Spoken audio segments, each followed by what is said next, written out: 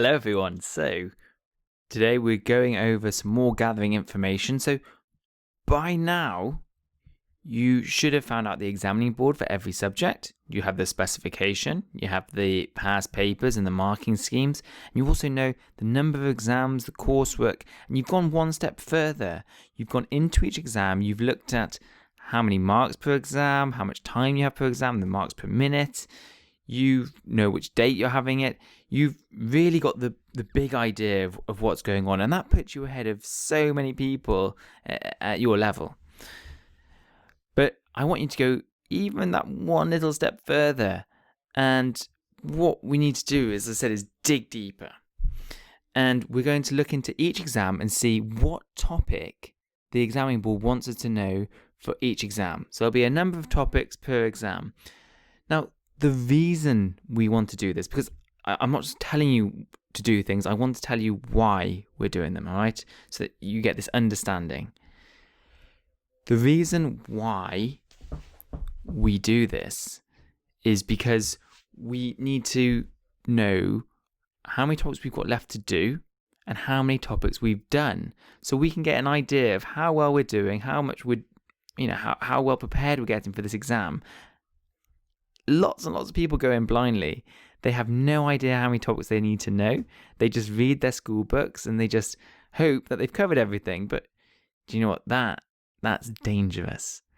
The amount of times where I was learning in school and I would go through the specification, actually by the end of the year we hadn't covered some points in the specification. Not every topic had been covered. And I mean, no, I attended every lesson. I was going to say if you hadn't attended, maybe I hadn't attended them, but no, they hadn't even been taught. Now, can you see how dangerous that is? Imagine a section in your exam comes up and you haven't even heard of it before, because it's not your fault. The teacher hasn't told you. But you can go one step ahead of everyone because you can look at the specification.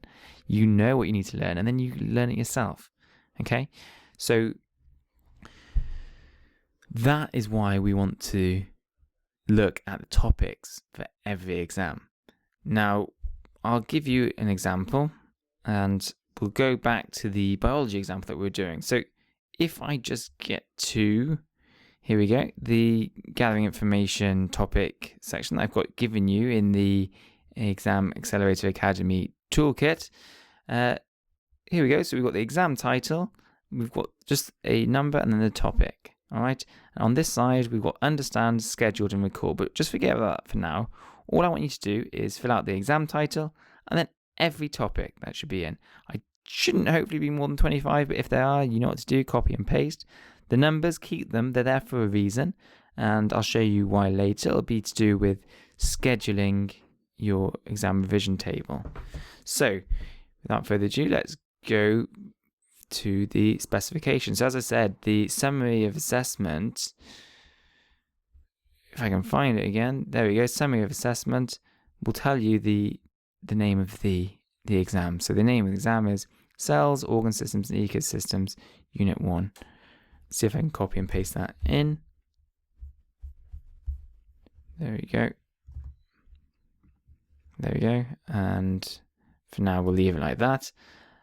And the topics. So what you can do, if you have a good look at the specification, and ideally you would have looked at it a bit already, you can have a look at these aims and objectives, but really the cool bit that we want to know is here. So Unit 1, Cells, Organs, Ecosystems.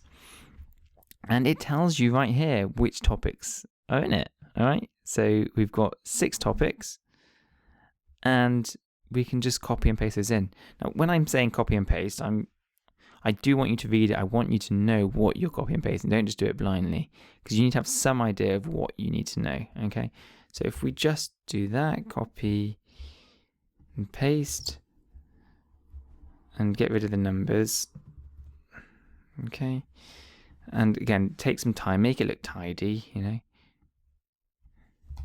You could just write it in, really. There we go. And you do it for each one of these. So I'll do it for 3, but you get the point. And you do that for every single one of your exams. So you don't have to do this in massive, massive detail. But what I want you to do is once you've put all your topics in, just have a quick look at each topic and see what they actually involve. So this doesn't really tell you much, cells and movement across the membranes. So what we do is we go to that topic section in the specification. Here we are, cells and movement across cell membranes. Gives you a quick overview, but this is the bit we really want to know. So learners should be able to demonstrate and apply their knowledge and understanding of. And this gives you a step-by-step what you need to know. Okay? So if you don't know each point of this, you will probably lose marks. And it's really good actually, because it tells you exactly like the structure of animal and plant cells. So you need to be able to draw a plant cell, an animal cell. And you need to be able to draw and label the function of the parts. So the cell membrane, the cytoplasm, the nucleus, mitochondria.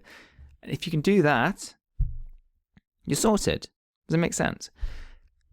Then the use of a light microscope to view animal and plant cells, yada, yada, yada. And you can see that. And so these points make up the topic.